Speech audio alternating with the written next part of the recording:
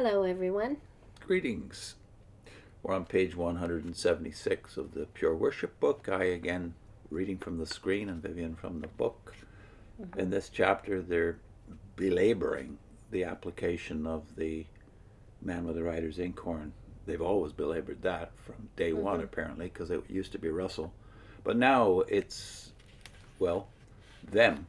Although they don't say that anymore, they're marking the heads, like they said about Russell. A type. Yeah, they don't say that. They're not.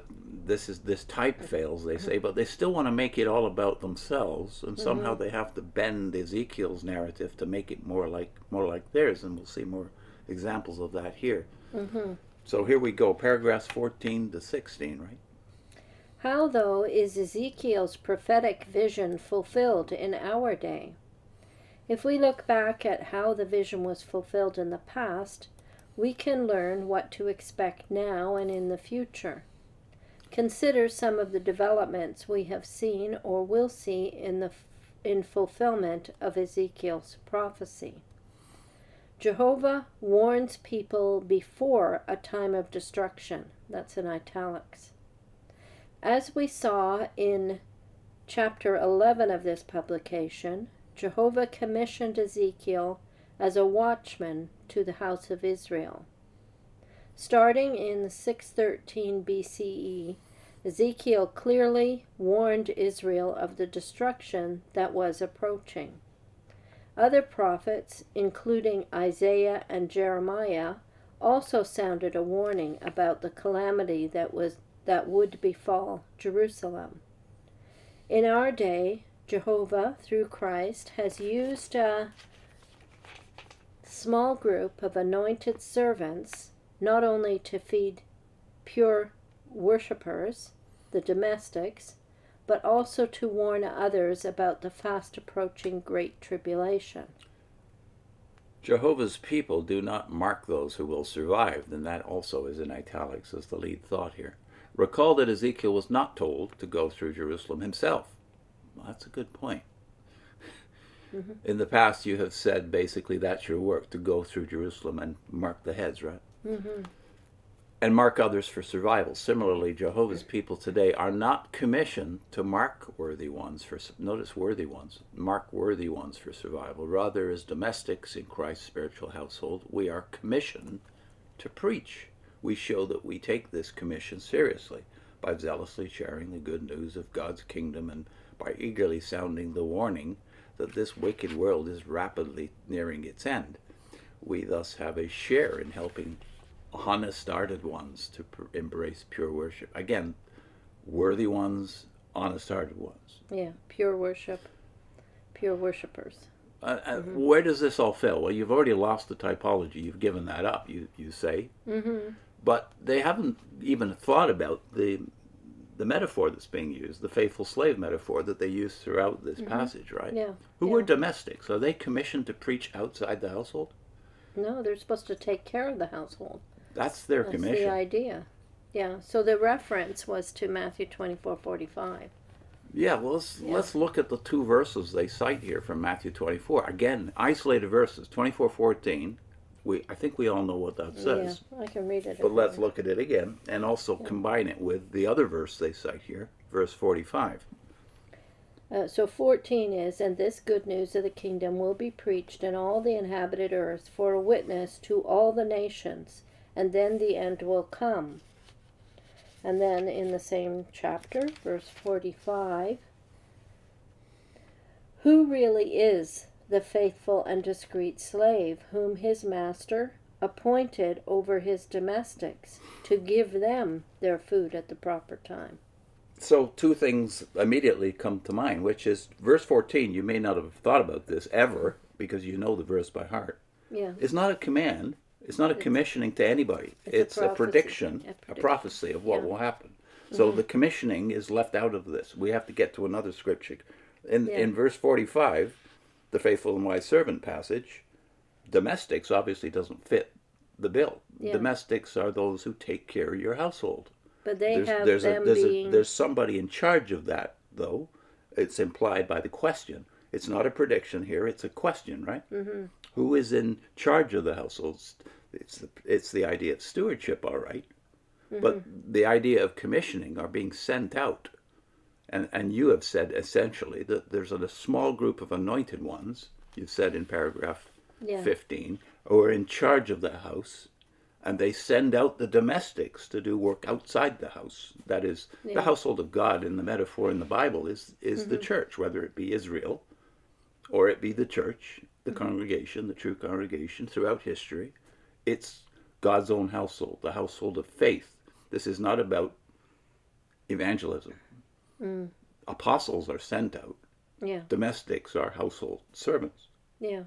So you've mangled the metaphor and lost the typology, and you do the same with Ezekiel. I mean, look at Ezekiel's commission here. If you go back to the paragraph 14, where they're talking about Ezekiel clearly warned Israel.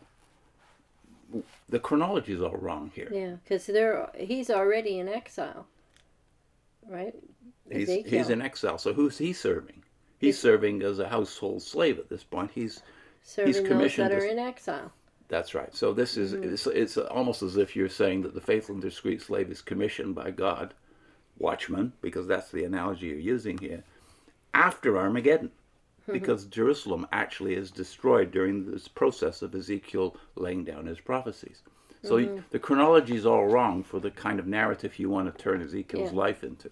But they compare themselves then not only to Ezekiel, but to other prophets. They mention Jeremiah and Isaiah. What's wrong with that? Well, they were prophets, and their prophecies came true. And they even confirmed that they were being used by God by some short-term prophecies included. So they proved themselves. So within 70 years of Jeremiah being almost on his own in the middle of Jerusalem, within 70 years he's vindicated as a true prophet of God, because he puts a limit. Actually, it was even before that, wasn't it? God said that within 2 years the false prophet Hananiah will vindicate Jeremiah. So even while Jeremiah is still in Jerusalem, before the destruction, his prophecies are vindicated by the death of Hananiah the false prophet. Yeah. What corresponds to this in the Watchtower? That's Jeremiah 28. Yeah, Jeremiah 28. Yeah. So how is this comparable to what the Watchtower has done over the last 146 generations now? Yeah. Do they prove themselves? Have they got anything right? Have they been vindicated in any of those 5 to 6 generations? Have they ever been vindicated in terms of their prophetic powers, their anointing? So what was an anointed person in those days? Well, he was a specially commissioned person, whether he be a prophet. He was inspired to be a prophet, so he vindicated God's spirit was upon him. But they keep saying that you have the commission of an apostle, which you're sent out. Yeah, they will say we're not prophets, and they will say they're not. They'll say they're anointed, but they're uninspired. Is there such a thing in the Bible?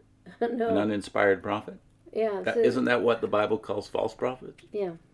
Yeah. Yeah. It's a mockery, really. But what else can they do if they've dropped the typology? Because they don't see a direct one-to-one correspondence between what Ezekiel was commissioned to do and their own work. First of all, it's already happened when Ezekiel does most of his work. Yeah.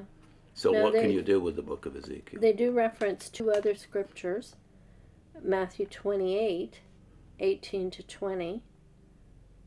And it's interesting that there is a command in that. This is where there is a command. This is not a question like the faithful and discreet slave in verse 45, Matthew 24, and it's not a prediction like Matthew 24:14. It's a command.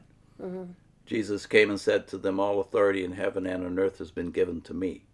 Go therefore and make disciples of all nations, baptizing them in the name of the Father and of the Son and of the Holy Spirit, teaching them to observe all that I have commanded you. And behold, I am with you always to the end of the age." Yeah, he is talking to the leaders. He's not talking to everyone. He's not talking to the domestics, but he is talking to the leaders. This is to the apostles, yes. Yeah. But even a change that's happened since we were baptized back in the 1970s, Do we, if you're a Jehovah's Witness today, do you obey this? No, they don't. They've changed who you're baptized in the name of. So you're clearly not doing what you're commanded to do. And of course you don't disciple people and teach them all the things that Jesus commanded, since you don't love your enemies, as he clearly commanded we do.